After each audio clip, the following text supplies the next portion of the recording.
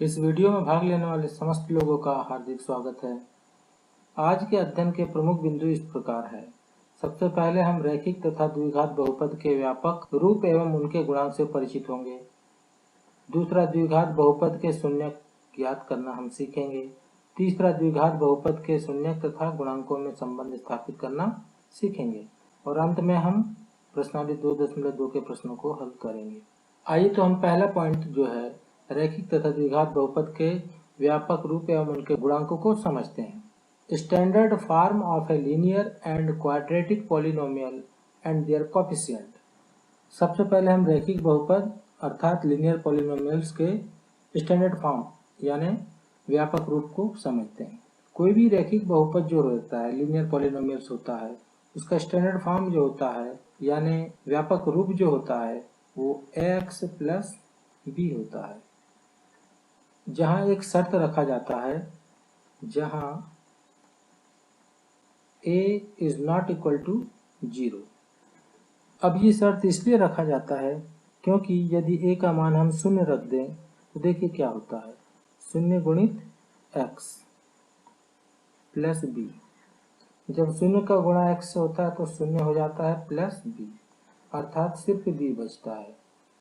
इस प्रकार से यह एक रैखिक बहुपद नहीं रह जाता है, इसलिए ऐसा शर्त दिया जाता है कि a का मान शून्य नहीं होना चाहिए। एक उदाहरण देखिए, जैसे 2x प्लस 3, ये एक रैखिक बहुपद हो गया।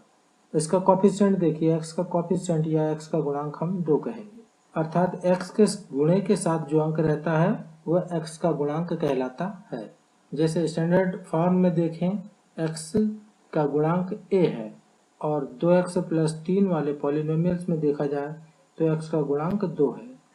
अब हम द्विघाती बहुपद को देखते हैं। द्विघाती बहुपद जो रहता है क्वाड्रेटिक पॉलिनोमियल्स, उसका स्टैंडर्ड फॉर्म जो रहता है व्यापक रूप रहता है वो x square plus bx plus c होता है।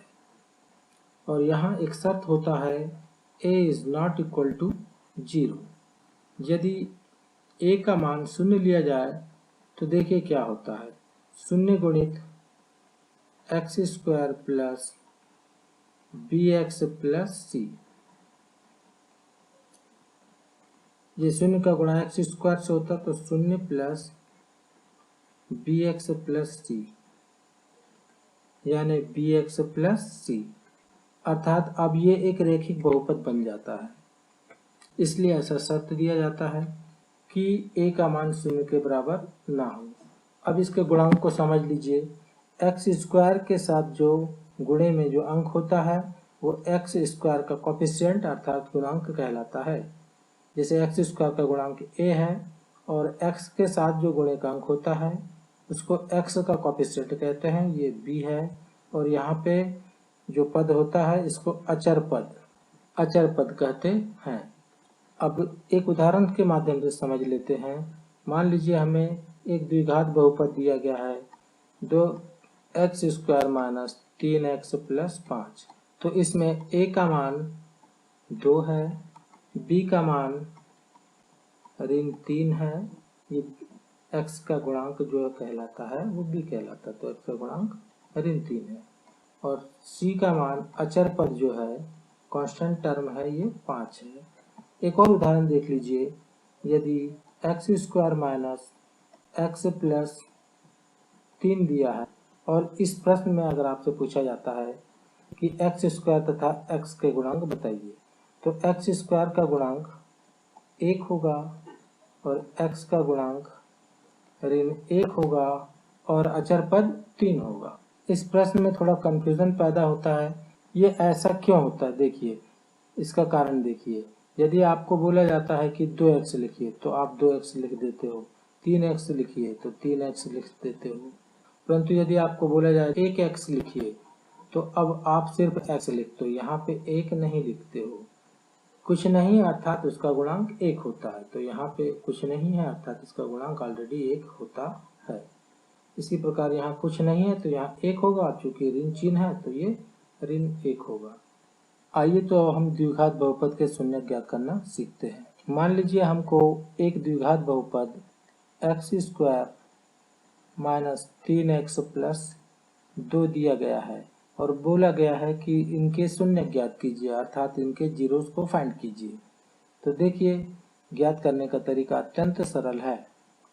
ये मध्य पद विभक्त विधि द्वारा हल किया जाता है। ये बीच वाला जो पद रहता है इसको 2 भागों में विभक्त कर दिया जाता है। अब कैसे विभक्त करते हैं ये हम आपको बताते हैं, समझिए आप लोग अच्छे से।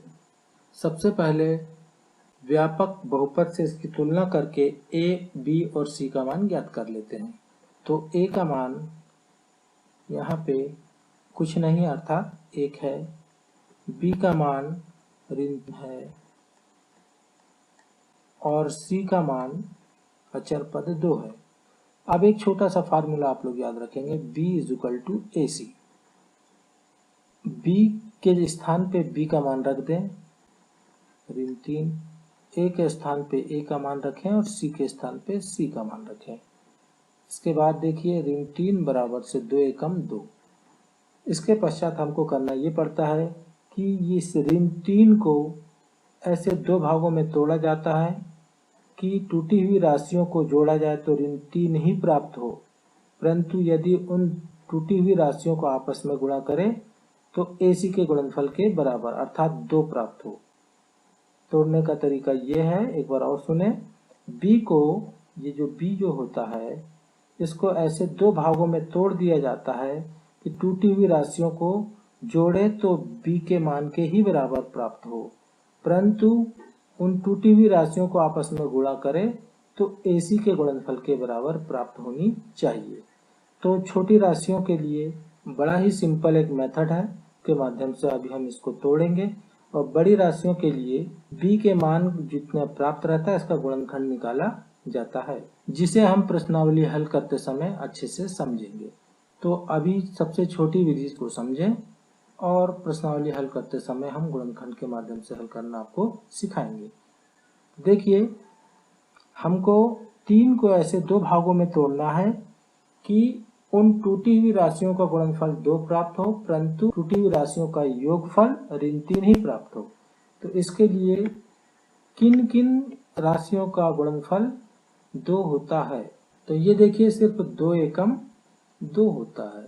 ये तो हमको समझ में आता है कि ऋण 3 को ऋण 2 ऋण 1 में तोड़ दिया जाए तो ऋण 2 और ऋण 1 का गुणा करें तो ऋण गुणित ऋण धन और 2 एकम 2 हो जाएगा, परंतु ऋण 2 और ऋण 1 को जोड़ा जाए तो ऋण 3 प्राप्त हो जाएगा। तो इससे हमको ये समझ में आता है कि ऋण 3x को ऋण 2x और ऋण 1x में तोड़ा जाएगा। तो देखिए अगला step, x square minus 2x और माइनस 1x प्लस 2। अब ये देखिए ऋण 2x और ऋण 1x को जोड़ा जाए तो ऋण 3x होगा।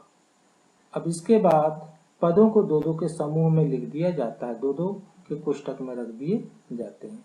तो ये x स्क्वायर माइनस 2x को एक कोष्टक में रख देंगे और ये ऋण चिन्ह अगर हम कोष्टक के बाहर निकालेंगे तो कोष्टक के अंदर की राशियों के चिन्ह बदल जाएंगे, अर्थात धन है तो ऋण हो जाएगा, ऋण है तो धन हो जाएगा। तो यहाँ पे हो जाएगा x माइनस 2।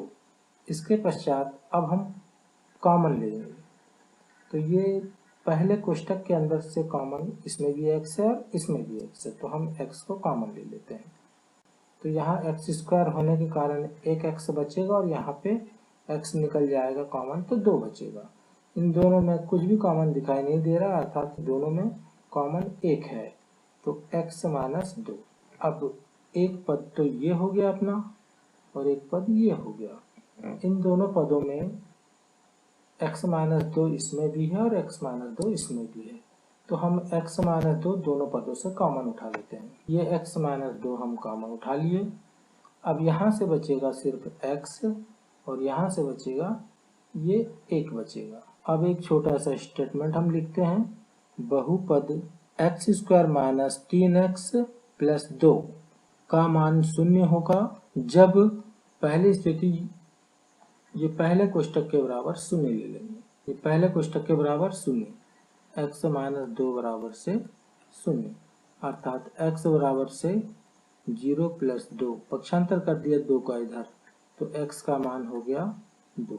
ये हो गया आपका पहला शून्यक, या ये दूसरा कोष्टक के बराबर 0 लिया जाए, x माइनस 1 बराबर से 0, यानी x बराबर से 0 प्लस 1, यानी कि x बराबर से 1। अतः बहुपद के शून्यक या जीरोस 2 और 1 है। आइए अब हम तीसरा बिंदु द्विघात बहुपद के शून्यक तथा गुणांकों में संबंध स्थापित करना सीखते हैं। Relation between zeros and coefficient of a quadratic polynomials, इसको आप लोगों को बहुत अच्छे तरीके से समझना है। अभी हमने आपको एक उदाहरण बताया कि यदि कोई एक बहुपद जो है x square minus 3x plus 2 है, तो इसके जब हमने शून्यक निकाला तो इस बहुपद के शून्यक हमें प्राप्त हुए 2 और 1। अब इसका उल्टा अब हम समझते हैं कि मान लीजिए आपको दे दिया जाए कि एक बहुपद है जिसके शून्यक 2 और 1 है, तो उल्टा आप बहुपद बना के बताइए। तो देखिए हम इसको उल्टा किस प्रकार से काम करते हैं। ये देखिए x बराबर से पहला है 2, तो 2 का पक्षांतर हम बाईं ओर कर लेंगे, तो x माइनस 2 बराबर से 0, अर्थात एक गुणनखंड हमारा प्राप्त होगा x माइनस 2, और x बराबर से दूसरा शून्यक है 1, तो 1 का पक्षांतर बाईं तरफ करते हैं तो देखते हैं तो x माइनस 1 बराबर से 0, अर्थात दूसरा गुणनखंड प्राप्त होगा x माइनस 1। अगर इन दोनों को हम गुणा करें तो हमें फिर से बहुपद प्राप्त हो जाएगा। देखिए कैसे, ये x का गुणा x से होगा तो x स्क्वायर, फिर यही x का गुणा ऋण 1 से होगा तो ऋण 1x, फिर ऋण 2 का गुणा x से होगा तो ऋण 2x, और ऋण 2 का गुणा ऋण 1 से होगा तो धन 2 प्राप्त होगा। अब इसको हम जोड़ लेते हैं तो देखिए x स्क्वायर माइनस 1x और माइनस 2x बराबर से माइनस 3x, और ये प्लस 2। ये देखिए हमारा ये बहुपद बन करके तैयार हो गया। तो यदि कोई बहुपद का शून्यक ज्ञात हो तो x के साथ अगर ऋण है तो धन कर दें, और धन है तो ऋण कर दें, और इस प्रकार से हम बहुपद बना सकते हैं। अब व्यापक रूप पे हम चर्चा करते हैं। व्यापक रूप को आप लोग बहुत ही अच्छे तरीके से समझे। मान लीजिए कोई द्विघाती बहुपद x square plus b x plus c के शून्यक अल्फा और बीटा है, तब इस बहुपद के गुणनखंड जो होंगे वो होंगे x माइनस अल्फा और x माइनस बीटा होंगे। अभी हमने आपको इससे पहले बताया कि x बराबर से पहला है अल्फा, तो इसका पक्षांतर इधर होगा तो x माइनस अल्फा हो जाएगा, और x बराबर से यदि बीटा है तो इसका पक्षांतर होगा तो x माइनस बीटा हो जाएगा। अब हम बहुपद x square plus b x plus c के साथ इस गुणनखंड की तुलना करते हैं। तो देखिए x square plus b x plus c बराबर से के एक्स माइनस अल्फा गुणित एक्स माइनस बीटा, जहाँ के एक अचर राशि है, कांस्टेंट टर्म। अब आगे देखिए x square plus b x plus c बराबर से कोष्ठक के अंदर की राशि को हम आपस में गुणा कर देते हैं। x का गुणा x से होगा तो एक्स स्क्वायर, फिर x का गुणा ऋण बीटा से होगा तो ऋण बीटा x, फिर ऋण अल्फा का गुणा x से होगा तो ऋण अल्फा x, और ऋण अल्फा का गुणा ऋण बीटा से होगा तो ऋण गुणित ऋण धन अल्फा इंटू बीटा हो जाएगा। अगला स्टेप देखें, x square plus b x plus c बराबर से के एक्स स्क्वायर, और इन दोनों में से हम x को कॉमन ले लेते हैं। यहाँ भी x है और यहाँ भी x है, और ऋण चिन्ह भी कॉमन ले लेते हैं। तो ये ऋण x कॉमन ले लिया गया, और तो यहाँ बचेगा beta plus alpha into beta. अगला स्टेप देखें, x square plus b x plus c बराबर से के कोष्टक के अंदर एक्स स्क्वायर माइनस एक्स कोष्टक में बीटा प्लस अल्फा को अल्फा प्लस बीटा लिख देंगे। 2 धन 1 को 1 धन 2 लिख देने से कोई हर्ज नहीं होता है, प्लस अल्फा इंटू बीटा। अब अगला स्टेप देखिए, x square plus b x plus c बराबर से ये के का गुणा हम अंदर कर देते हैं, तो के एक्स स्क्वायर माइनस के x alpha plus beta plus के अल्फा इंटू बीटा। अब हम दोनों पक्षों के एक्स स्क्वायर एक्स तथा अचर पदों की तुलना करेंगे। ये देखिए, एक्स स्क्वायर की तुलना के एक्स स्क्वायर से करेंगे, बी एक्स की तुलना ऋण के एक्स अल्फा प्लस बीटा से करेंगे, और ये सी की तुलना हम के अल्फा इंटू बीटा से करेंगे। तो देखिए, सबसे पहले हम ए एक्स स्क्वायर की तुलना के एक्स स्क्वायर से करते हैं। ए एक्स स्क्वायर बराबर से के एक्स स्क्वायर, तो ये एक्स स्क्वायर से ये एक्स स्क्वायर कट जाएगा और हमारे पास जो बचेगा ए बराबर से के। ये हो गया हमारा समीकरण नंबर 1। अब बी एक्स की तुलना ऋण के एक्स अल्फा प्लस बीटा से करेंगे, तो ये एक्स से एक्स कट जाएगा। बी का मान जो हमें प्राप्त होगा, बी बराबर से ऋण के अल्फा प्लस बीटा। ये हमारा बनेगा समीकरण नंबर 2। और सी की तुलना के अल्फा इंटू बीटा से करेंगे, सी बराबर से के अल्फा इंटू बीटा। ये बन जाएगा हमारा समीकरण नंबर 3। अब समीकरण 1 से समान समीकरण 2 में रखेंगे, तो ये देखिए, ये के स्थान पे हम ए लिख सकते हैं, तो समीकरण 2 में ये के जो है इसके स्थान पे हम ए लिख सकते हैं। समीकरण 1 से के का मान समीकरण 2 में रखने पर ये के का मान ए है, इसको हम समीकरण 2 में रख देंगे, तो ये देखिए, बी बराबर से माइनस के जगह हमने लिख दिया ए अल्फा प्लस बीटा, बी बटे ऋण ए, इसको हम बटे में कर दिए, और यहाँ बचेगा अल्फा प्लस बीटा, सीधा करके लिख देते हैं, अल्फा प्लस बीटा बराबर से बी बटे ऋण ए, अर्थात धन भागित ऋण ऋण होता है, तो ये ऋण को हम ऊपर ले जाते हैं।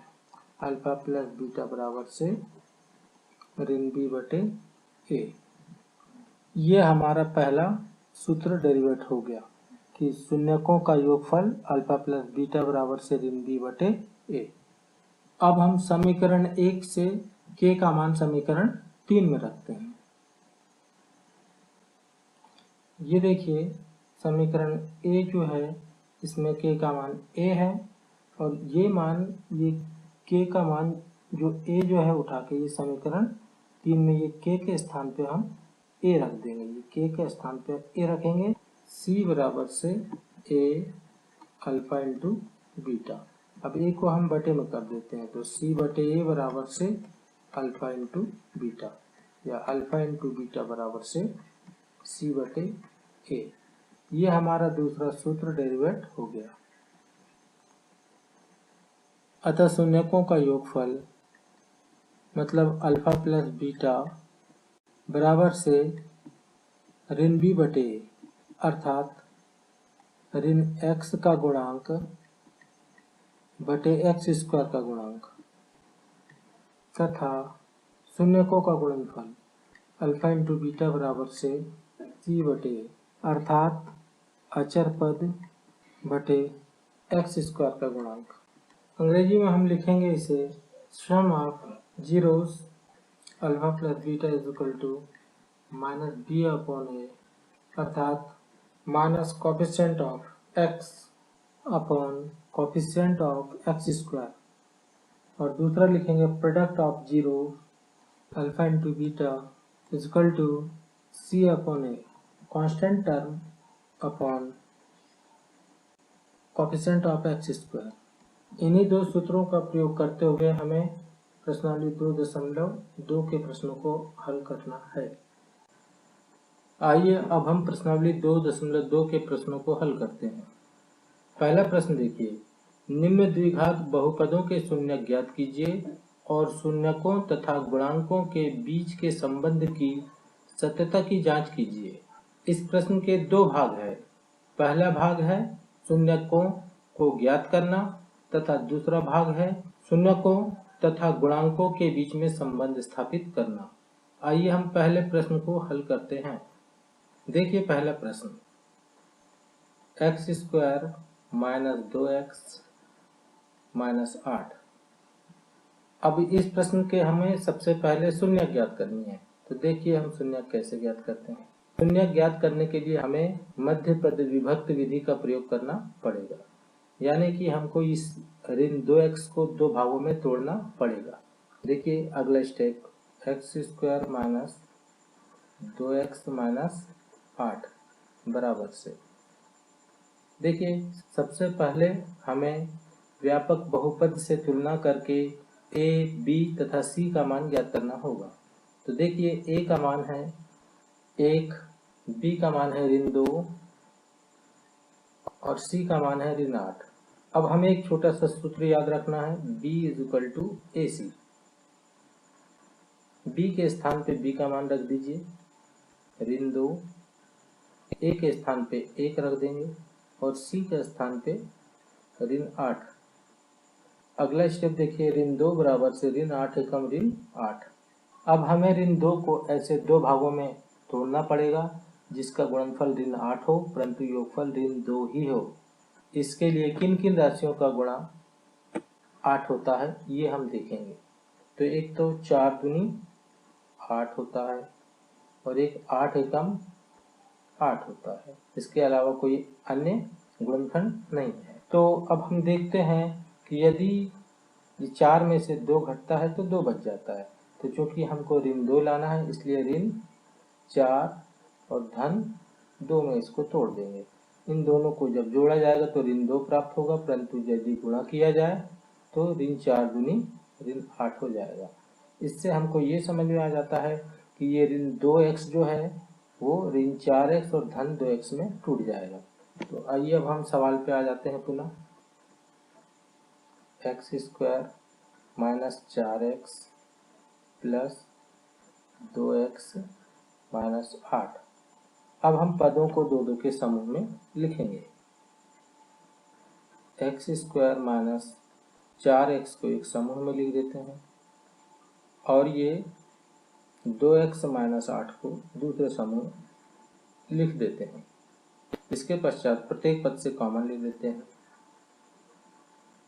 इन दोनों में कॉमन सिर्फ x दिखाई दे रहा है तो x ले लेंगे। तो यहाँ बचेगा x माइनस 4, क्योंकि यहाँ एक्स स्क्वायर होने के कारण एक x बच जाएगा। और इन दोनों में 2 कॉमन है क्योंकि यहाँ पे 4 दूनी 8 है ऑलरेडी। तो इन दोनों में से हम 2 कॉमन ले लेते हैं। तो यहाँ बचेगा हमारा x माइनस ये 4 बच जाएगा। अब इन दोनों पदों में ये x माइनस 4 कॉमन है तो हम इन दोनों पदों से x माइनस 4 को हम कॉमन ले लेते हैं। ये x माइनस 4 को हमने कॉमन ले लिया तो यहाँ पे बचेगा ये x, यहाँ पे प्लस और यहाँ से 2 बचेगा। ये इस प्रकार से हमारा गुणनखंड पूर्ण हो गया। अब हम एक स्टेटमेंट लिखेंगे, बहुपद x square minus 2x minus 8 का मान शून्य होगा जब ये पहले कोष्टक के बराबर हम 0 लेते हैं। x माइनस 4 बराबर से 0, यानी x बराबर से 0 प्लस 4, यानी x बराबर से 4। ये हमारा पहला शून्यक निकल गया। आगे देखें, या ये दूसरे कोष्टक के बराबर 0 लेते हैं।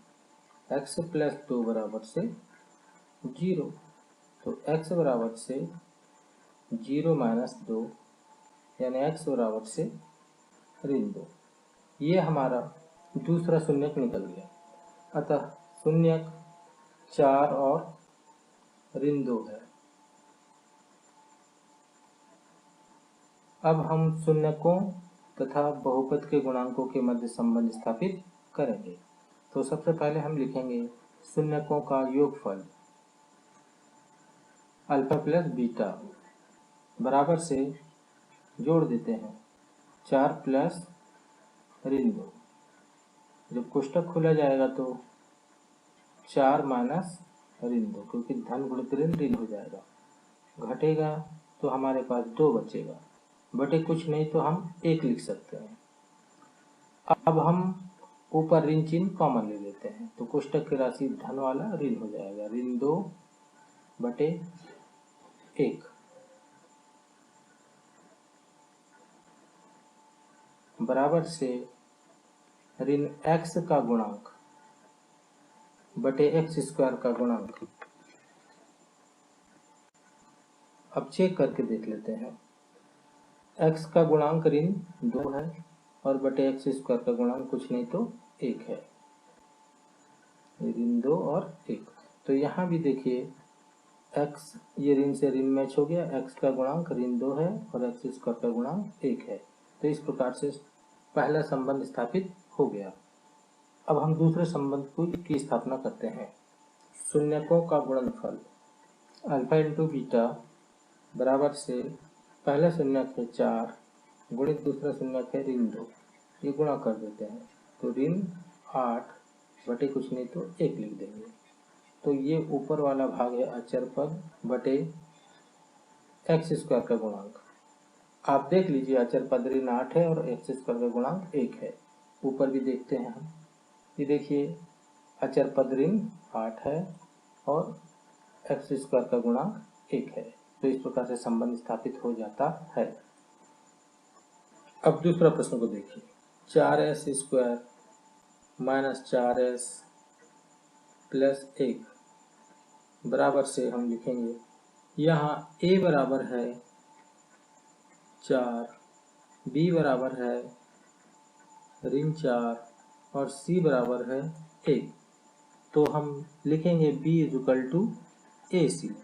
b के स्थान पे b का मान रखिए ऋण 4, a के स्थान पे a का मान रखते हैं 4 और c के स्थान पे 1। तो ऋण 4 बराबर से 4 एकम 4। किस किस का गुणा 4 होता है? तो 2 दूनी 4 और 4 एकम 4। इससे हमें समझ में ये आता है कि यदि ऋण 4 को ऋण 2 और ऋण 2 में तोड़ दें तो ऋण 2 ऋण 4 हो जाएगा। गुणा करेंगे तो ऋण गुणित ऋण धन 4, अर्थात ये ऋण 4s को ऋण 2s और ऋण 2s में तोड़ देते हैं। 4s square minus 2s plus 1। अब पदों को 2 2 के समूह में लिखते हैं। 4s स्क्वायर माइनस 2s को एक समूह में, तथा ये ऋण चिन्ह जब कॉमन आएगा तो कोष्टक के राशियों के चिन्ह बदल जाएंगे। 2s minus 1। अब इन दोनों राशियों में देखिए कॉमन कौन है, तो यहाँ पे ये 2 दूनी 4 होता है, तो 2 भी है दोनों में और s भी है, तो यहाँ से 2s कॉमन निकालते हैं। तो यहाँ बचेगा एक 2 और एक s बच जाएगा 2s, और यहाँ से पूरी राशि निकल जाने के बाद यहाँ पे 1 बचेगा। और इन दोनों राशियों में कुछ भी कॉमन नहीं दिख रहा, तो सभी राशियों के गुणांक 1 होता है, तो 1 हम कॉमन ले सकते हैं। तो बचेगा 2s माइनस 1। अब इन दोनों में से हम टोटल कॉमन उठाएंगे तो पहले पद में भी 2s माइनस 1 है और दूसरे पद में भी 2s माइनस 1 है। तो हम 2s माइनस 1 को कॉमन ले लेते हैं। 2s माइनस 1 को यदि हम कॉमन ले लेते हैं तो यहाँ से बचेगा 2s और यहाँ से बचेगा माइनस 1। इस प्रकार से हमारा गुणनखंड पूर्ण हो गया। अब यहाँ पर हम स्टेटमेंट लिखेंगे, बहुपद 4s square minus 4s plus 1 का मान शून्य होगा जब ये पहला कोष्टक के बराबर हम 0 ले लेते हैं। 2s माइनस 1 बराबर से 0, तो 2s बराबर से 1 का पक्षांतर इधर कर देंगे तो 0 और ये इधर 1 आएगा तो धन 1 हो जाएगा। इसलिए 2s बराबर से 1 या s बराबर से 1/2। ये हमारा पहला शून्यक निकल गया। या ये दूसरे कोष्टक के बराबर 0 ले लेते हैं। 2s माइनस 1 बराबर से 0, तो फिर से 2s बराबर से 0 प्लस 1, 2s बराबर से 1, s बराबर से 1/2। तो ये हमारा दूसरा शून्यक निकल गया। अब हम शून्यकों तथा बहुपद के गुणांकों में संबंध स्थापित करेंगे। तो सबसे पहले हम लिखेंगे शून्यकों का योगफल। अल्फा प्लस बीटा बराबर से हम जोड़ देंगे 1/2 प्लस 1/2। ये पहला शून्य और ये दूसरा शून्य। तो हमको संबंध स्थापित करने के लिए एक छोटी सी विधि हम आपको बताते हैं। लघुत्तम ले लीजिए 2 दूनी 4 और ये 2 एकम 2 और यहाँ भी 2 एकम 2 कर दीजिए, तो ये 4/4। ऊपर ऋण चिन्ह कॉमन ले लीजिए तो धन वाला ऋण हो गया और नीचे 4 ही रहने दें। तो ये हो गया ऊपर का भाग जो है ऋण s का गुणांक बटे s स्क्वायर का गुणांक। अब आप देखिए ये ऋण से ऋण मैच हो जाएगा और s का गुणांक है ऋण 4 और s स्क्वायर का गुणांक है 4। अब ऊपर देख लेते हैं। यहाँ देखिए s का गुणांक है ऋण 4 और s स्क्वायर का गुणांक है 4। तो ये पहला संबंध स्थापित हो गया। अब हम दूसरा संबंध स्थापित करते हैं। शून्यकों का गुणनफल अल्फा इंटू बीटा बराबर से 1/2 गुणित 1/2। तो ऊपर हो जाएगा 1 और 2 दूनी 4। तो ऊपर है अचर पद बटे s स्क्वायर का गुणांक। ये देखिए अचर पद है 1 और s स्क्वायर का गुणांक 4। ऊपर देख लेते हैं। ये देखिए अचर पद 1 है और s स्क्वायर का गुणांक 4 है। इस प्रकार से हमारा ये दूसरा प्रश्न पूर्ण हो गया।